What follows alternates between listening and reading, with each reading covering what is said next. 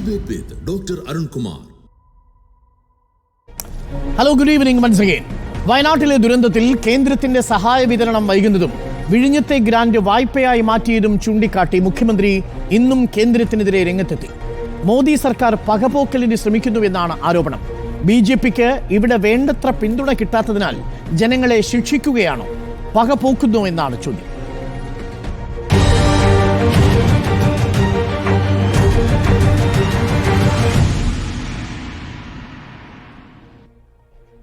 ചർച്ചയിൽ അതിഥികളായി ലീഗ് പ്രതിനിധി ഷാഫി ചാലിയം, CPM പ്രതിനിധി SK സജീഷ്, BJP പ്രതിനിധി advocate VP Sreepadmanabhan. Advocate VP Sreepadmanabhan, ഇന്ന് മുഖ്യമന്ത്രി കേന്ദ്രത്തെ വിമർശിച്ചത് BJPക്ക് കേരളത്തിൽ വേണ്ടത്ര ജനപിന്തുണ ഇല്ലാത്തതുകൊണ്ട് കേന്ദ്രഭരണം ഉപയോഗിച്ച് കേരളത്തെ ശിക്ഷിക്കുന്നുവെന്നാണ്. ഇതിൽ മുണ്ടക്കൈ ചൂരൽമലയിൽ ദുരിതാശ്വാസ സഹായം വൈകുന്നത്, BGF-ആയി വിഴിഞ്ഞത്തുൾപ്പെടുത്തിയിരുന്ന സഹായം ആ ഗ്രാന്റ് ലോണാക്കി അഥവാ വായ്പയാക്കി മാറ്റിയത്, ഇത് രണ്ടും ചൂണ്ടിക്കാട്ടിയാണ് മുഖ്യമന്ത്രി കേന്ദ്രത്തെ പകവീട്ടുന്നുവെന്ന ആരോപണം ഉന്നയിച്ച് നേരിടുന്നത്. പകവീട്ടുകയാണോ BJP? Advocate VP Sreepadmanabhan. അല്ല, കർണാടക ഗവൺമെൻറ് ഇന്നൊരു കത്തയച്ചിട്ടുണ്ടല്ലോ. ഞങ്ങൾ വാഗ്ദാനം ചെയ്ത 100 വീടുകളുടെ കാര്യം എന്താ ചെയ്യേണ്ടതെന്ന് ചോദിച്ചിട്ട്. അത് ആരോടുള്ള പകവീട്ടലാ? ഒരു കൂട്ടർ ഒരു സംഗതി ചെയ്തു തരാമെന്ന് പറഞ്ഞാൽ അതുപോലും സ്വീകരിച്ച് ചെയ്യാൻ ശേഷിയില്ലാത്തവരവിടെയുള്ള ആളുകൾ. UDF-കാർ ഹർത്താൽ നടത്തിയല്ലോ BJP ഗവൺമെൻറ്റിനെതിരെ. നിങ്ങളുടെ സഖ്യകക്ഷിയുടെ അല്ലെങ്കിൽ UDF-ൻ്റെ മുഖ്യമന്ത്രിക്ക് പരാതി പിണറായി വിജയനെ പറ്റിയിട്ടാണ്, ഞങ്ങളെ പറ്റിയിട്ടല്ല. കർണാടക ഗവൺമെൻറ് നിർമ്മിച്ചു കൊടുക്കാമെന്ന് പറയുന്ന 100 വീടുകളിൽ ഞങ്ങളിപ്പോൾ ഉറച്ചു നിൽക്കുന്നു. എന്താ ചെയ്യേണ്ടത്, എന്തായി എന്ന് അവർ ചോദിച്ചിരിക്കുക. ആരൊക്കെ സഹായഹസ്തവുമായി മുന്നോട്ട് വന്നാലും അതൊന്നും നടപ്പിലാക്കാനുള്ള താല്പര്യം ഇവിടെ ഇല്ല. വേറെ പല കാര്യത്തിലുമാണ് ഇവിടെ താല്പര്യം. ഇവരുടെ കൈവശമുള്ള 658 കോടിയിൽ ഇവർ 7 കോടി ഉറുപ്പിക ചിലവാക്കിയത്. അത് ചിലവാക്കാൻ ആരുടെ സമ്മതമെങ്കിലും വേണോ? ഞാൻ ചോദിക്കട്ടെ, ഇവർ പിരിപ്പിച്ചിട്ട്, അതായത് BJP-യും NDA-യും ഭരിക്കുന്ന സംസ്ഥാനങ്ങൾ കൊടുത്ത 70 കോടി ഉൾപ്പെടെ മുഖ്യമന്ത്രിയുടെ ദുരിതാശ്വാസ നിധിയിൽ 658 കോടി ഉറുപ്പിക വന്നിട്ടുണ്ട്. അതിൽ നിന്ന് 7 കോടിയേ ചിലവാക്കിയിട്ടുള്ളൂ. എന്തെങ്കിലുമൊക്കെ പറയുക, ആരെങ്കിലുമൊക്കെ കുറ്റം പറയണം. മോഹൻലാൽ നാടോടിക്കാറ്റ് സിനിമയിൽ പറയുന്നുണ്ട്, കയ്യക്ഷരം നന്നാവാത്തതിന് പേനയെ കുറ്റം പറയാൻ. ആരെങ്കിലുമൊക്കെ കുറ്റം പറഞ്ഞ് ഇങ്ങനെ മുന്നോട്ട് പോവുക. ഞാനൊന്ന് മടങ്ങി വരാം. അതുകൊണ്ട് ഇതൊന്നും കാര്യമില്ല. SK സജീഷ് തുടങ്ങി വെച്ച ചോദ്യത്തിൽ നിന്നുള്ള മറുപടി. ആദ്യം കേന്ദ്രത്തെ കുറ്റം പറയുന്നതിന് മുൻപ് കർണാടക സർക്കാർ 100 വീട് നിർമ്മിച്ചു നൽകാമെന്ന വാഗ്ദാനം നൽകിയ കത്തുണ്ട്. ആ കത്തിന് ഒരു മറുപടിയും മുഖ്യമന്ത്രി പിണറായി വിജയൻ നൽകിയില്ല എന്നാണ് സിദ്ധരാമയ്യയുടെ 2ാമത്തെ കത്തിൽ വ്യക്തമാകുന്നത്. കർണാടകയോട് നിങ്ങൾ എന്ത് മറുപടി പറയും? ഇത് കർണാടക സിദ്ധരാമയ്യ കോൺഗ്രസ് സർക്കാരിനുള്ള പകവീട്ടലാണോ? നമ്മുടെ ദുരിതബാധിതർക്കായി 100 വീടുകൾ നിർമ്മിച്ചു നൽകാമെന്ന സിദ്ധരാമയ്യയുടെ കർണാടകയിലെ കോൺഗ്രസ് സർക്കാരിൻ്റെ സഹായ വാഗ്ദാനം സ്വീകരിച്ച് അതിനുള്ള ഏർപ്പാടുകൾ ചെയ്യാത്തതിലും അതിനൊരു മറുപടി കത്ത് പോലും അയക്കാത്തത് അവരോടുള്ള പകയാണോ?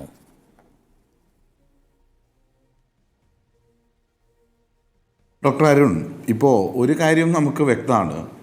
ഇവിടെ BJP പ്രതിനിധി ശ്രീപത്മനാഭനും BJP-യും കേരളത്തിലെ ജനങ്ങളുടെ മുന്നിൽ പ്രതിസന്ധിയിലാകുമ്പോൾ ഒരു കൈ കൊടുത്ത് അവരെ സഹായിക്കാൻ കഴിയുന്ന രീതിയിലുള്ളൊരു നിലപാടാണ് ഇവിടെ BJP-ക്ക് വേണ്ടി കർണാടകയിലെ മുഖ്യമന്ത്രി ശ്രീ സിദ്ധരാമയ്യ ഈ കാര്യത്തിൽ സ്വീകരിച്ചത്.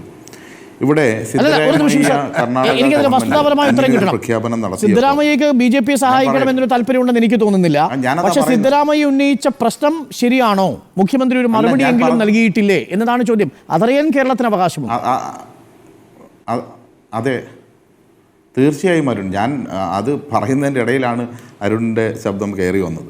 അതായത് കർണാടകത്തിൽ നിന്ന് സിദ്ധരാമയ്യ കേരളത്തിന് 100 വീടുകൾ നൽകാമെന്ന് സമ്മതിച്ചപ്പോൾ 2024 ആഗസ്റ്റ് 3-ാം തീയതി തന്നെ മുഖ്യമന്ത്രി ശ്രീ പിണറായി വിജയൻ അദ്ദേഹത്തെ അനുമോദിച്ചുകൊണ്ട് കേരളത്തെ സഹായിക്കാൻ കാണിച്ച സന്മനസ്സിന് നന്ദി രേഖപ്പെടുത്തിക്കൊണ്ട് ട്വീറ്റ് ചെയ്യുകയും തുടർന്ന് തൊട്ട് പിറ്റേ ദിവസം തന്നെ റീഹാബിലിറ്റേഷൻ്റെ ചുമതലയുള്ള ഗീത IAS കർണാടക മുഖ്യമന്ത്രിയുടെ ഓഫീസുമായി ബന്ധപ്പെടുകയും ടൗൺഷിപ്പാണ് നമ്മൾ വിഭാവനം ചെയ്യുന്നത്, അതുകൊണ്ട് ആ രീതിയിലാണ് പ്രവർത്തനങ്ങൾ മുന്നോട്ട് പോകുന്നത് എന്നറിയിക്കുകയും ചെയ്തു. ഇവിടെ ഒരാളുടെയും സ്പോൺസർഷിപ്പ് വേണ്ട എന്ന സമീപനം ഗവൺമെൻറ്റിനില്ല. എല്ലാവരും പല രീതിയിലുള്ള സ്പോൺസർഷിപ്പ് ഇതുപോലെ നമുക്ക് നൽകിയിട്ടുണ്ട്. ആ സ്പോൺസർഷിപ്പിന് എങ്ങനെ അത് കൈകാര്യം ചെയ്യണം എന്ന കാര്യത്തിൽ ഒരു ഫ്രെയിം വർക്ക് ഇപ്പോൾ രൂപീകരിക്കപ്പെട്ട് കഴിഞ്ഞു കേരളത്തിൽ. അതാണ് കേരളത്തിലെ ഏറ്റവും പ്രധാനപ്പെട്ട ഒരു കാര്യം. പല രീതിയിലായിരിക്കും സഹായം. ഞാനതിൻ്റെ വിശദാംശങ്ങളിലേക്ക് പോകുന്നില്ല. ചില ആളുകൾ അംഗൻവാടി, സ്കൂള്, അതുപോലെ തന്നെ പെയിൻറ്റ് നൽകാം, കമ്പി നൽകാം, സിമൻറ്റ് നൽകാം, ഇങ്ങനെ വീട് നൽകാം എന്നെല്ലാം പറഞ്ഞിട്ടുള്ള കാര്യങ്ങളുണ്ട്. ഇതിന് കൃത്യമായൊരു ഫ്രെയിം വർക്ക്, ഇങ്ങനെ വന്ന ഓഫറുകളെക്കുറിച്ചുള്ള കൃത്യമായൊരു ഫ്രെയിം വർക്ക് കേരളത്തിൽ തയ്യാറാക്കപ്പെട്ടു സ്പോൺസർഷിപ്പുമായി ബന്ധപ്പെട്ടത് എന്ന ഒരു പ്രധാനപ്പെട്ട കാര്യമാണ്. അതിൽ രണ്ടാമത് കാണേണ്ടത് ഈ ടൗൺഷിപ്പ് ഡിസൈൻ പോലും തയ്യാറാക്കപ്പെട്ടു. ആ ഡിസൈൻ്റെ അടിസ്ഥാനത്തിലാണ് മുന്നോട്ട് പോകുന്നത്. ആ കാര്യങ്ങളാണ് മുന്നോട്ട് പോകുന്നത്. അതിൽ നമ്മൾ മറ്റൊരു കാര്യം പ്രധാനമായും കാണേണ്ടത്, ഇത് എങ്ങനെയാണ് ഈ സ്ഥലം കണ്ടെത്തിയെന്നാണ്. 2 സ്ഥലത്തിലേക്ക് എത്തിച്ചു.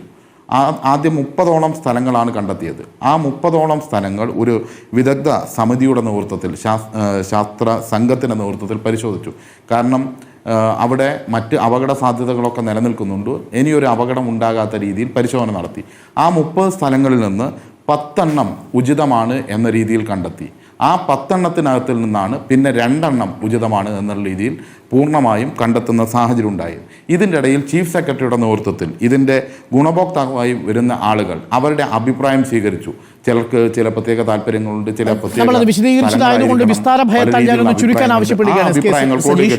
ഇതെല്ലാം നമ്മൾ ദുരിതാശ്വാസ പെർമനന്റ് ആയിട്ടുള്ള റീസെറ്റിൽമെന്റുമായി ബന്ധപ്പെട്ടുള്ള വിഷയങ്ങളാണ്. അതായത് കോടതിയുടെ പരിഗണനയിലിരിക്കുകയാണ് ടൗൺഷിപ്പ്.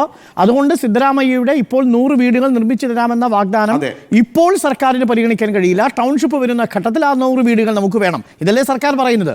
അതാണ് പ്രതിപക്ഷ നേതാവ് പറഞ്ഞത്. ടൗൺഷിപ്പിന് വേണ്ടിയുള്ള കാത്തിരിപ്പിൽ ഒരുപാട് സ്പോൺസർമാർ പിന്തിരിഞ്ഞു പോകുന്നു. അങ്ങനെ ഒരു അവസരം ഉണ്ടാക്കുന്നു സർക്കാർ എന്നാണ്. ഡോക്ടർ അരുൺ, ഞാനത് കൺക്ലൂഡ് ചെയ്യായിരുന്നു. അതിൻ്റെ ഇടയിലാണ് താങ്കൾ സംസാരിച്ചത്. ഇങ്ങനെയുള്ള എല്ലാ പ്രോസസ്സും കഴിഞ്ഞ് ആ സ്ഥലത്തിൻ്റെ കാര്യത്തിൽ കോടതിയുമായി ബന്ധപ്പെട്ട് ആ കോടതി ഇപ്പോൾ ഹൈക്കോടതി അതിൻ്റെ അവസാന വിധി പറയാനായി വെച്ചിരിക്കുന്ന ഒരു ഘട്ടത്തിലേക്കാണ് ഇപ്പോൾ നിൽക്കുന്നത്.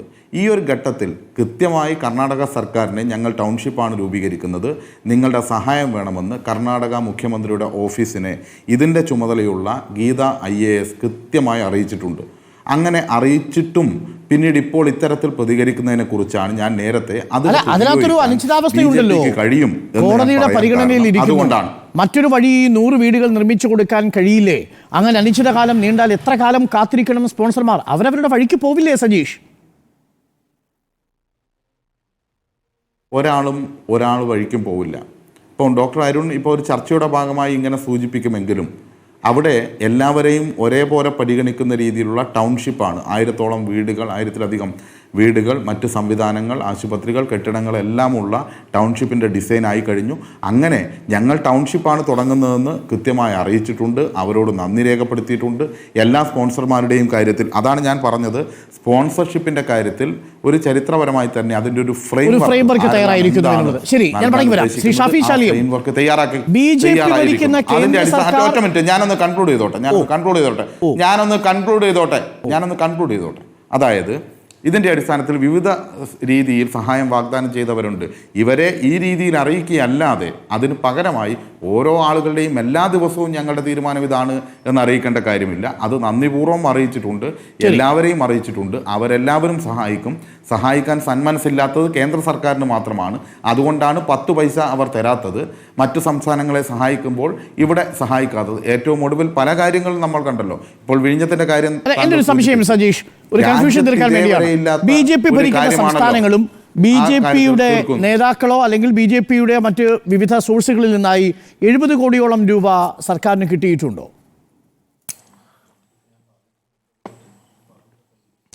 ഒരു കാര്യം, സഹായിച്ച പലരും ഉണ്ടാകും, ആരും സഹായിച്ചിട്ടില്ല എന്നൊന്നും നമുക്ക് പറയാൻ വേണ്ടി കഴിയില്ല.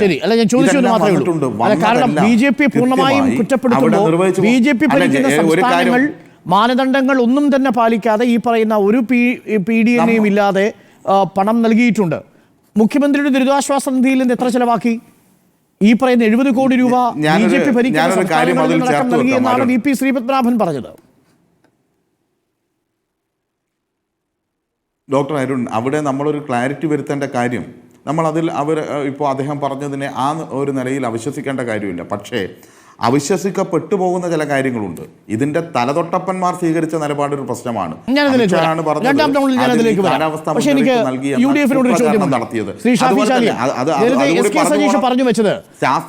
സിദ്ധരാമയ്യക്ക് കൃത്യമായി നന്ദി പ്രകാശിപ്പിച്ചുകൊണ്ട് മറുപടി കൊടുത്തതാണ് ഇതിന്റെ ചുമതലയുള്ള ഗീത IAS. പക്ഷേ എന്നിട്ടും ഇപ്പോൾ വീണ്ടും BJPയെ സഹായിക്കാൻ എന്ന വണ്ണം കേന്ദ്രത്തിൽ നിന്നുള്ള ധനസഹായം ലഭിക്കാതിരിക്കുന്ന സാഹചര്യത്തിൽ വിമർശനങ്ങൾ കേന്ദ്രത്തിലേക്ക് പോകുമെന്ന് നിലവരുമ്പോൾ കേരളത്തിലെ പ്രതിപക്ഷവും കർണാടകയിലെ കോൺഗ്രസ് സർക്കാരും ഒരു കത്തയച്ചും പ്രതികരണങ്ങൾ വഴിയും BJP സഹായിക്കുന്ന നിലയാണ് വരുത്തുന്നത്. ആ അർത്ഥത്തിൽ കേന്ദ്രത്തിലേക്കുള്ള വിമർശനത്തിന്റെ മുനയെ നിങ്ങൾ പ്രതിരോധിക്കുകയാണ് BJPക്ക് വേണ്ടി എന്നാണ് SK സജീഷ് പറയുന്നത്. ഷാഫി ചാലിയം. വളരെ ബാലിശവും പരിഹാസവുമായ ഒരു വാദമല്ലേ സജീഷ് ഇവിടെ പറഞ്ഞത്? BJPയോട് പോരടിച്ച് കർണാടകയിൽ അധികാരത്തിലെത്തിയ കർണാടകത്തിലെ സിദ്ധരാമയ്യ അദ്ദേഹം കേരള സർക്കാരിനോട് തങ്ങൾ വാഗ്ദാനം ചെയ്ത 100 വീടുകൾ അതെവിടെ നിർമ്മിക്കണം, എന്താണ് ഒരു കൃത്യമായി മറുപടി തരണമെന്ന് ആവശ്യപ്പെട്ടാൽ അതെങ്ങനെ BJPക്ക് സഹായകരമാകുക? ആ മറുപടി കിട്ടിയില്ലേ ഷാഫി ചാലിയം? എല്ലാ ആഴ്ചയും മറുപടി എഴുതിക്കൊണ്ടിരിക്കണം. എങ്ങനെ എന്താ മറുപടി? ഞങ്ങൾ ടൗൺഷിപ്പാണ് ഉദ്ദേശിക്കുന്നത്, ആ ടൗൺഷിപ്പിനുള്ള ഒരുക്കങ്ങൾ നടത്തി വരുന്നു എന്നാണ് അറിയിച്ചത്. എന്ന് എപ്പോൾ? ഇതൊരു സർക്കാരിന്റെ ഫണ്ട്. ഒന്ന് നിങ്ങൾ മനസ്സിലായി, അതിനൊക്കെ ഒരു കാലാവധി ഉണ്ട്. മാർച്ച് 31 ആകുകയാണ്. മാർച്ച് 31 അത് ചെലവഴിക്കപ്പെട്ടിട്ടില്ലെങ്കിൽ അവർക്ക് ഓർക്കുന്നുണ്ടോ? അല്ല, ഞാൻ പലതും ഓർക്കുന്നുണ്ട്. നിങ്ങളൊന്ന് എന്നെ കേൾക്ക് സജീഷേ.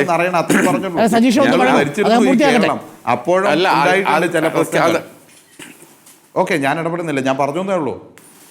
ഏതായാലും നിങ്ങളെ ഇടപെട്ടോളൂ വന്ന ആളുകൾ എന്നുള്ള നിലയ്ക്ക് തോന്നിപ്പോയോണ്ട് ചോദിച്ചതാണ്. ഇല്ല, ഞാൻ ഇടപെടുന്നൊന്നുമില്ല. അതായത് നിങ്ങളിപ്പോ ഷാഫി ചാലിയൊക്കെ ഓർമ്മിച്ചാൽ നന്നാവും.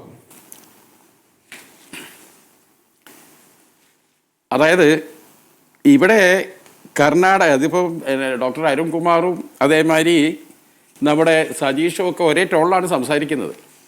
അതായത് കർണാടക മുഖ്യമന്ത്രിയുടെ മുമ്പിൽ നമ്മൾ എന്താ ഇതിൽ കാണേണ്ടത്? ഒരു സർക്കാർ സംവിധാനം ഒരു ഫണ്ട് നീക്കി വെച്ചാൽ അതിനൊരു ഡ്യൂറേഷനുണ്ട്.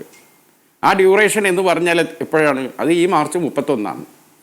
അതിനുള്ളിൽ അത് ഉപയോഗപ്പെടുത്തിയിട്ടില്ലെങ്കിൽ സാങ്കേതികപരമായി അത് ലാപ്സാവും.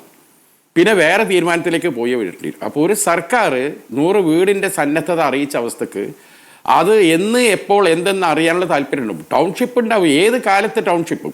ഇവിടെ വളരെ എത്രയോ നിസ്സാരമായാണ് സജീഷ് പറഞ്ഞത്. നിങ്ങൾ കണ്ടെത്തിയ ഭൂമിയാണ്, അതിൽ സെലക്ട് ചെയ്ത ഭൂമി. ആ സെലക്ട് ചെയ്ത ഭൂമി ഏതാണ്? ലിറ്റിഗേഷൻസ് ഉള്ള ഭൂമിയാണ് നിങ്ങൾ സെലക്ട് ചെയ്യുന്നത്. അതാ നിങ്ങൾ പഠിക്കേണ്ടത്. അതായത് എന്നോ കോടതിയിൽ കേസിൽ കുരുക്കി കിടക്കുന്ന ഭൂമികളാണ് ഇത് രണ്ടും. അതിന് മുകളിൽ ഉടനെ തീർപ്പ് വരും. ഒരു സിവിൽ മാറ്ററാണ്. ഒരു സിവിൽ മാറ്ററിന് മുകളിൽ എപ്പോഴാണ് തീർപ്പ് വരിക? എങ്ങനെ അത് ഉടനെ തീരുമെന്ന് എങ്ങനെ നിങ്ങൾക്ക് പറയാൻ സാധിക്കുന്നത്? നിങ്ങൾക്ക് ലിറ്റിഗേഷൻസ് ഇല്ലാത്ത ഭൂമിയല്ലേ ആ സാധുക്കൾക്ക് കൊടുക്കേണ്ടത്? കേസും കൂട്ടുള്ള ഭൂമിയാണ് പോയി കൊടുക്കേണ്ടത്. പിന്നെ അനന്തപത്മനാഭൻ ഇവിടെ പറയുകയുണ്ടായി, നരേന്ദ്രമോദി കേന്ദ്ര സർക്കാർ കേരളത്തിനോട് കാണിച്ച അവഗണന മുഖ്യമന്ത്രി ഇന്ന് പറയുണ്ടായി. അതിനോട് അഭിപ്രായം ചോദിച്ചപ്പോൾ ഈ സജീഷിനെ പോലെ തന്നെ ഈ കർണാടക മുഖ്യമന്ത്രിയുടെ നെഞ്ഞത്തേക്കാണ് അദ്ദേഹം പോയത്. ചോദിച്ചതിന് മറുപടി പറഞ്ഞു. കേന്ദ്ര സർക്കാരിലേക്ക് വലിയ GST വലിയ നികുതി കൊടുക്കുന്ന ഒരു സ്റ്റേറ്റാണ് കേരളം. കേരളത്തിന് അവകാശമില്ലേ? ഇന്ത്യയിലെ മറ്റെല്ലാ സ്റ്റേറ്റിലേക്കും വാരിക്കോരി കൊടുക്കുന്നുണ്ടല്ലോ. എന്ത് കണക്ക് എന്നിട്ടാണ് തമിഴ്നാട്ടിൽ കൊടുത്തത്? മാത്രമല്ല 2018 ഓഗസ്റ്റിൽ നമ്മുടെ നാട്ടിൽ മഹാപ്രളയം ഉണ്ടായല്ലോ. 4 ദിവസത്തിനുള്ളിൽ 500 കോടിയല്ലേ പ്രഖ്യാപിച്ചത്? അന്നേരം ഇല്ലാത്ത എന്താ മാനദണ്ഡം ഈ വയനാടിൻ്റെ കാര്യത്തിൽ? വയനാട്ടുകാർ രാഹുൽ ഗാന്ധിക്ക് വോട്ട് ചെയ്തവരാണ് മരിച്ചു കിടക്കുന്നത്. ജീവിച്ചിരിക്കുന്നവരോ പ്രിയങ്ക ഗാന്ധിക്ക് വോട്ട് ചെയ്തവരും. ഈ രാഷ്ട്രീയ വിദ്വേഷം ഇല്ലാതെ BJPക്ക് മറ്റെന്താണുള്ളത്? എന്താണ് ഈ നാടിനത് തരാത്തത്? തീർച്ചയായിട്ടും നിങ്ങൾക്ക് ഇവരെടുത്ത് ഒരുപാട് ജാഗ്രത കുറവ് സംസ്ഥാന സർക്കാരിൻ്റെ അടുത്തുണ്ടായിരിക്കാം, കണക്കുകളിൽ പ്രശ്നങ്ങൾ ഉണ്ടായിരിക്കാം. എന്നാൽ പോലും ഒരു രാജ്യത്തിൻ്റെ ഗവൺമെൻറ്, ഈ രാജ്യത്തിൻ്റെ ഭാഗമായ ഒരു സ്റ്റേറ്റ് എന്നുള്ള നിലക്ക് ആ സ്റ്റേറ്റിന് അഡ്വാൻസ് ആണെങ്കിലും പിന്നെ കൊടുത്തുകൂടെ നിങ്ങൾക്ക്? പിന്നീട് കണക്കൊക്കെ വാങ്ങല്ലോ. ഒരു നയാ പൈസയുടെയും സഹായം തരില്ല എന്ന് പറഞ്ഞാൽ നിങ്ങൾ ആലോചിച്ച് നോക്കണം. പ്രധാനമന്ത്രി അവിടെ വിസിറ്റ് ചെയ്യുന്നതിന് മുമ്പ് കേന്ദ്ര സംഘം വന്ന് പരിശോധന നടത്തി. കാരണം പ്രധാനമന്ത്രി വന്നു കഴിഞ്ഞാൽ ഒരു പ്രൈമാ ഫേസി അനൗൺസ്മെൻ്റ് ഉണ്ടാവും, ഒരു പ്രാരംഭ ഫണ്ട്. അത് ഇന്ത്യയിലെ ചരിത്രത്തിൽ ആദ്യമാണ്. അല്ല, ഈ ചരിത്രത്തിൽ നിരവധി ഉണ്ടത്. ഏതൊരു പ്രൈം മിനിസ്റ്റർ വന്നാലും പ്രാഥമികമായി ഒരു സഹായം അവിടെ പ്രഖ്യാപിക്കും. അതുപോലും ഈ വയനാട്ടിൽ ചെയ്തില്ല. എന്നാൽ കേന്ദ്ര സംഘം വന്നിട്ട് അവിടെ ഫുള്ള് തെളിവെടുപ്പ് നടത്തിയതിന് ശേഷമാണ് നരേന്ദ്രമോദി വന്നത്. നരേന്ദ്രമോദി കേരളീയരോട് പറഞ്ഞതെന്താ? വയനാടിൻ്റെ കാര്യത്തിൽ സാമ്പത്തികം ഒരു തടസ്സമാവില്ല. നിങ്ങളെ ചാനലൊക്കെ എത്രയാണ് എഴുതി കാണിച്ച്? എന്നിട്ട് ഇപ്പം എത്ര മാസമായി? എന്തെങ്കിലും കൊടുത്തോ? ഈ കാര്യത്തിൽ ഇന്ന് മുഖ്യമന്ത്രി പറഞ്ഞ കാര്യത്തിൽ ഭൂരിപക്ഷവും മുഖ്യമന്ത്രി പറഞ്ഞ കാര്യത്തോട് ഞങ്ങൾ യോജിക്കുകയാണ്. ഈ സംസ്ഥാനത്തോട് BJP ഗവൺമെന്റ് ചെയ്യുന്ന നെറികേട് പത്മനാഭൻ BJP പ്രതിനിധി എന്നിവരാണ് നമുക്കൊപ്പം ചർച്ചയിൽ. അഡ്വക്കേറ്റ് VP ശ്രീപത്മനാഭൻ, ഷാഫി ചാലിയും ചോദിച്ച ചോദ്യത്തിനുള്ള മറുപടി. ഈ വിഷയത്തിൽ പ്രതിപക്ഷവും മുഖ്യമന്ത്രിയും ഒറ്റക്കെട്ടായി നിൽക്കുന്നുവെന്നാണ് ലീഗ് പറയുന്നത്. പക്ഷേ യൂത്ത് കോൺഗ്രസിൻ്റെ മാർച്ച് 13-ാം തീയതി സംസ്ഥാന കേന്ദ്ര സർക്കാരുകൾ കാണിക്കുന്ന വിവേചനത്തിനെതിരെയാണ് ലോങ് മാർച്ച് ഇപ്പോൾ ആഹ്വാനം ചെയ്തിരിക്കുന്നതും. അഡ്വക്കേറ്റ് VP ശ്രീപത്മനാഭൻ, മറ്റു സംസ്ഥാനങ്ങൾക്ക് ഈ മാനദണ്ഡങ്ങളൊക്കെ വരുന്നതിന് മുൻപ് തന്നെ ഗൈഡ് ലൈൻസ് പ്രകാരമല്ലാതെ തന്നെ അടിയന്തരമായി ധനസഹായം അനുവദിച്ച ചരിത്രമാണ് മുഖ്യമന്ത്രി നേരത്തെ ചൂണ്ടിക്കാണിച്ചത്. ത്രിപുരയുടെ കാര്യത്തിൽ, ആന്ധ്രാപ്രദേശിൻ്റെ കാര്യത്തിൽ, ബീഹാറിൻ്റെ കാര്യത്തിൽ ഒക്കെ BJP ഭരിക്കുന്ന സംസ്ഥാനങ്ങളിലെല്ലാം. എന്തിന് ഇന്ത്യ മുന്നണിയുടെ ഭാഗമായ DMK ഭരിക്കുന്ന തമിഴ്നാട്ടിൽ പോലും ഈ ഫിൻജാൻ ചുഴലിക്കാറ്റിനെ തുടർന്ന് വീണ്ടും ധനസഹായം പ്രഖ്യാപിക്കുന്നതും ആ സാഹചര്യത്തിലാണ്. പക്ഷേ കേരളത്തിൻ്റെ കാര്യത്തിൽ വരുമ്പോൾ മാത്രം, വയനാടിൻ്റെ കാര്യത്തിൽ വരുമ്പോൾ പ്രത്യേകിച്ചും ഈ പിന്തുണ കേന്ദ്രത്തിൽ നിന്നുണ്ടാവാത്തത് എന്തുകൊണ്ട് എന്ന ചോദ്യം ലോജിക്കലാണ്. VP ശ്രീപത്മനാഭൻ.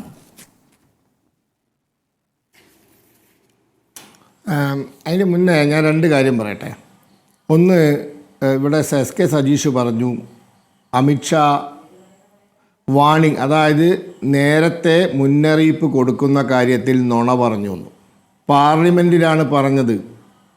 കേരളത്തിന് കേന്ദ്ര കാലാവസ്ഥാ വകുപ്പ് നേരത്തെ മുൻകൂട്ടി വാണിംഗ് കൊടുത്തിരുന്നു വിശദമായി. ജൂലൈ 26-ൻ്റെ വാണിംഗ്, 27-ൻ്റെ വാണിംഗ്, 28-ൻ്റെ വാണിംഗ്, 29-ൻ്റെ വാണിംഗ്, 30-ൻ്റെ 29, ഇതൊക്കെ കൃത്യമായി അവിടെ വായിച്ചു, രാജ്യസഭയിലും ലോക്സഭയിലും. ഞാനത് കേട്ടതാ, ലൈവായി കേട്ടതാ. സാങ്കേതിക പ്രശ്നമുണ്ട്.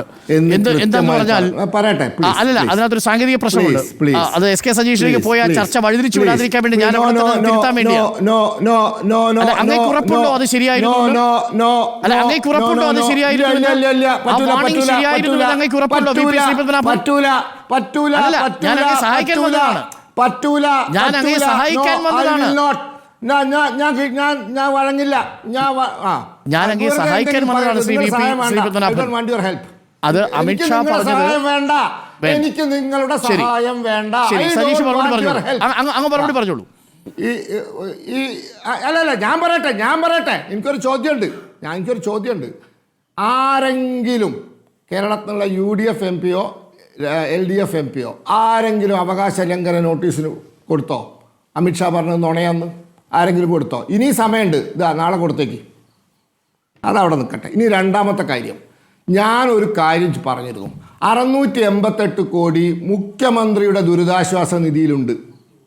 അതിന് ഒരു നിബന്ധനയും ബാധകമല്ല. 2005-ൽ മൻമോഹൻ സിംഗ് കമ്മ്യൂണിസ്റ്റുകാരുടെ പിന്തുണയോട് പാസ്സാക്കിയ ഡിസാസ്റ്റർ മാനേജ്മെൻറ്റ് ആക്ട് 2005-ലെ ഒരു നിബന്ധനയും ബാധകമല്ല. അതിൽ നിന്നാണ്, ആ ഫണ്ടിൽ നിന്നാണല്ലോ പണ്ട് MLA-ൻ്റെ കുടുംബത്തിനും രാഷ്ട്രീയ നേതാവിൻ്റെ കുടുംബത്തിനൊക്കെ പൈസ കൊടുത്തത്. ഇഷ്ടം പോലെ ചിലവഴിക്കാം. 688 കോടി, അതിൽ നിന്ന് 7 കോടി ഉറുപ്പ്യ ചിലവാക്കി. ബാക്കി പൈസ എന്താക്കി? ഫിക്സഡ് ഡിപ്പോസിറ്റ് എടുത്തതാ നിങ്ങൾ? കോടതി പറഞ്ഞത് അതിൽ നിന്ന് 7 കോടി ചിലവാക്കിയിട്ടുള്ളൂ എന്ന്. ബാക്കി പൈസ എന്താക്കി? അപ്പോൾ കയ്യിലുള്ള പൈസ ചിലവാക്കാത്ത സർക്കാരാണ്. ഇഷ്ടം പോലെ ചിലവാക്കാൻ, സ്വന്തം ഇഷ്ടം പോലെ ചിലവാക്കാൻ 600 കോടി കയ്യിലുള്ള ഗവൺമെൻറ്റാണ് പറയുന്നത് മറ്റോ പൈസ ഒന്നില്ല. മറ്റേ കാര്യത്തിലേക്ക് ഞാൻ വരാം. കേന്ദ്രം അത് കുറേ ദിവസമായി ചർച്ച ചെയ്തതാണ്. കേന്ദ്രം പറഞ്ഞത്. അത് പുതിയ കാര്യമല്ല, പഴയ കാര്യമാണ്. ഇത് നിങ്ങൾ എന്താ ചെയ്യാത്തത്?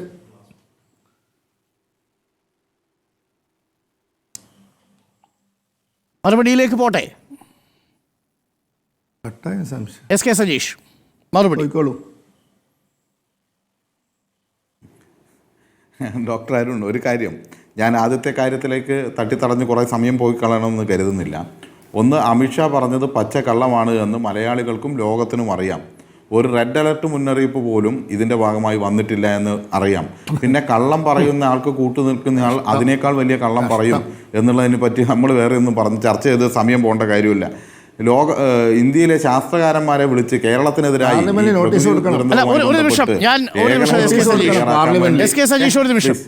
ഞാൻ അഡ്വക്കേറ്റ് വി പി ശ്രീപത്മനാഭനെ സഹായിക്കാമെന്ന് പറഞ്ഞതാണ്. പക്ഷെ അങ്ങനെ സഹായം വേണ്ടെന്ന് വെച്ചു. അങ്ങ് പറഞ്ഞത് വസ്തുതാവിരുദ്ധമായ കാര്യമാണെന്നുള്ളതാണ് ഞാൻ അവിടെ പറയാൻ ശ്രമിച്ചത്. ഞാൻ അങ്ങനെ സഹായിക്കാൻ പറഞ്ഞതാണ്, അങ്ങനെ ഒന്ന് ഓർമ്മിപ്പിക്കാൻ പറഞ്ഞതാണ്. ഈ വിഷയത്തിൽ അവകാശ ലംഘന നോട്ടീസ് കൊടുത്തിട്ടുണ്ട് രാജ്യസഭയിൽ. അത് കൊടുത്തത് ജയറാം രമേശാണ്.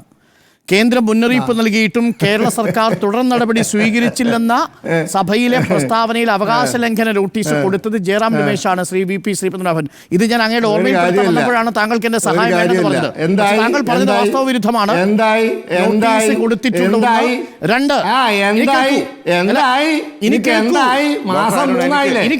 ഈ മാസം 23-ാം തീയതി ഈ മാസം 23-ാം, അതായത് ജൂലൈ മാസം 23-ാം തീയതിയും മുന്നറിയിപ്പ് കൊടുത്തിരുന്നു എന്നാണ് പറയുന്നത്. പക്ഷേ ആ ദിവസം റെഡ് അലേർട്ട് ആ മേഖലയിൽ ഉരുൾപൊട്ടുന്ന സമയം വരെ ഉണ്ടായിരുന്നില്ല. അതാണ് വാസ്തവം. ശ്രീ പത്മനാഭൻ, ഇനി സജീഷ് തുടരാം. എന്തായി ഇങ്ങനെ നോട്ടീസൊക്കെ എന്തായി? തീർച്ചയായും ഞാനതാ പറഞ്ഞത്. വെറുതെ സമയം കളയണ്ട. ശ്രീ പത്മനാഭൻ, ഒരു നിമിഷം. ഓക്കെ, എനിക്ക് പറയാനുള്ളത് ഞാൻ പറയട്ടെ. ഒരു കാര്യം, ഇതൊന്നും മലയാളികളെ ബോധ്യപ്പെടുത്തേണ്ട കാര്യമില്ല. ഞാനതാണ് പറഞ്ഞത്. അങ്ങേയറ്റത്തെ കള്ളം പറയുന്ന ആൾക്ക് വേണ്ടി, പാർലമെൻറ്റിൽ കള്ളം പറയുന്ന ആൾക്ക് വേണ്ടി ചാനൽ ചർച്ചയിൽ വന്ന് കള്ളം പറയാൻ ഇദ്ദേഹത്തിനൊന്നും യാതൊരു പ്രയാസവും ഉണ്ടാവില്ല. അതുകൊണ്ട് അതിനെ മലയാളികൾ, ഇതെല്ലാം എല്ലാവർക്കും അവൈലബിൾ ആണ്. പ്രിയപ്പെട്ട ശ്രീ പത്മനാഭൻ, അതെല്ലാവർക്കും അവൈലബിൾ ആണ്, മലയാളികൾക്ക് ലഭിക്കും. ഇനി അതിൽ നമ്മൾ ചുറ്റിത്തിരിയേണ്ട കാര്യമില്ല. അങ്ങനെ തുടങ്ങിയ കാര്യമാണിത്. അങ്ങനെ തുടങ്ങി കേരളത്തെ അവമതിക്കാൻ വേണ്ടിയും കേരളത്തെ തകർക്കാൻ വേണ്ടിയും ശത്രുതാപരമായ സമീപനം നിങ്ങളെപ്പോഴും സ്വീകരിച്ചിട്ടുണ്ട്. അതിൻ്റെ ഭാഗമായി തുടർന്ന് ഇങ്ങോട്ട് ഓരോന്നും പരിശോധിച്ച് നോക്കും. ഞാനതാണ് പറഞ്ഞത്. ഈ വയനാടിൻ്റെ കാര്യത്തിൽ 10 പൈസ തന്നില്ല എന്ന് മാത്രമല്ല, ഇവിടെയുള്ള പണത്തെക്കുറിച്ച് അദ്ദേഹം സംസാരിക്കുകയാണ്. അദ്ദേഹത്തിനോട് PM കെയർ ഫണ്ടിനകത്ത് എത്ര രൂപയുണ്ട് എന്ന് ചോദിച്ചാൽ BJP-കാരനായ അദ്ദേഹത്തിന് പറയാനാവില്ല. മോദിയുടെ തലയണക്കടയിലാണ് PM കെയർ എന്ന് പറയുന്ന പ്രധാനമന്ത്രിയുടെ ഫണ്ട് കിടക്കുന്നത്. അത് എത്രയാണ്, ആരാണ് കൊടുത്തത്, എവിടെ ചെലവഴിക്കുന്നു എന്നൊന്നും അറിയില്ല. അത് BJP-യുടെ ഇലക്ഷന് വേണ്ടി പ്രയോഗിച്ചുകൊണ്ടിരിക്കുകയാണ്. ഓപ്പറേഷൻ കുതിര നടത്തി MLA-മാരെയും MP-മാരെയും വാങ്ങാൻ, എന്നിട്ടാണ് ഇവിടെ വന്ന് വർത്തമാനം പറഞ്ഞുകൊണ്ടിരിക്കുന്നത്. പിന്നെ ഒരു കാര്യം പറയട്ടെ, ഞാൻ പറയട്ടെ, താങ്കൾ പ്രയാസപ്പെടല്ലേ. ഇങ്ങോട്ട് പറയുമ്പോൾ അങ്ങോട്ടും പറയേണ്ടി വരും, പറയുന്നത് കേൾക്കേണ്ടിയും വരും. നിങ്ങൾ ഒച്ചപ്പാടും ബഹളവും അതുപോലെ തന്നെ ചിരിക്കുകയും ചില അപശബ്ദങ്ങൾ ഉണ്ടാക്കുകയും ചെയ്തുകൊണ്ടൊന്നും ഞങ്ങൾ ആരും ഇത് സംസാരിക്കുന്ന അവസാനിപ്പിക്കില്ല. ഡോക്ടർ അരുൺ, ഇങ്ങനെ ഇതൊരു ശരിയായ രീതിയല്ലല്ലോ. ഇങ്ങനെ മുക്കുകയും മൂളുകയും ചെയ്താൽ മറ്റുള്ളവർക്ക് പറയാൻ വേണ്ടി പറ്റുമോ? താങ്കളൊന്ന് ഇടപെടണം എന്ന് ഞാൻ സൂചിപ്പിക്കുന്നു.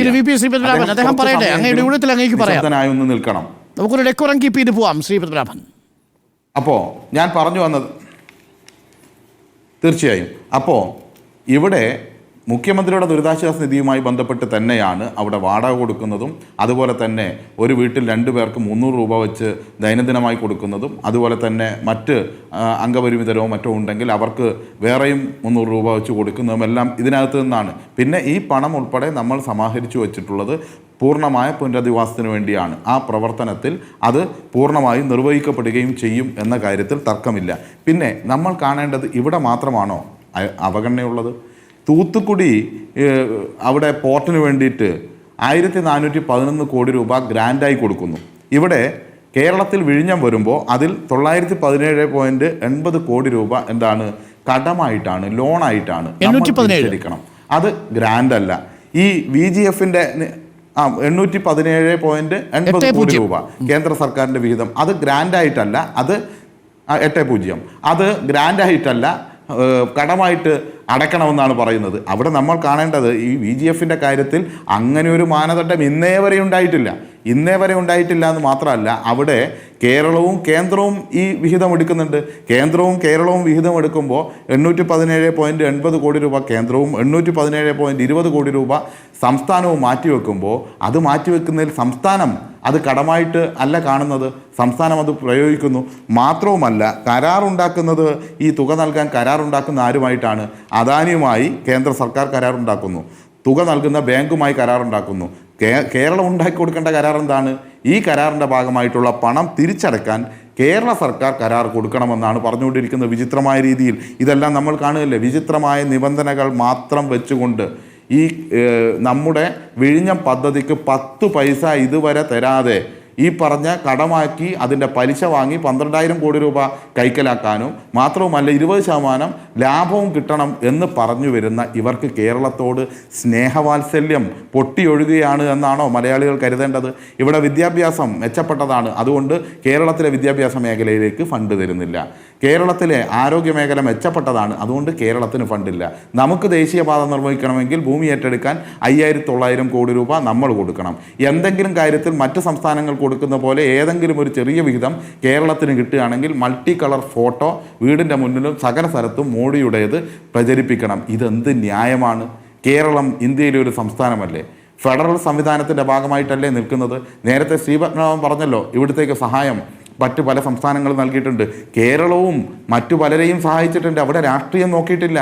ഹിമാചലിലും മറ്റു സ്ഥലത്തും ഒക്കെ പ്രതിസന്ധി ഉണ്ടായപ്പോൾ നമ്മളും അങ്ങോട്ടും കൊടുത്തിട്ടുണ്ട്. കാരണം നമ്മൾ ഇന്ത്യക്കാരാണ്.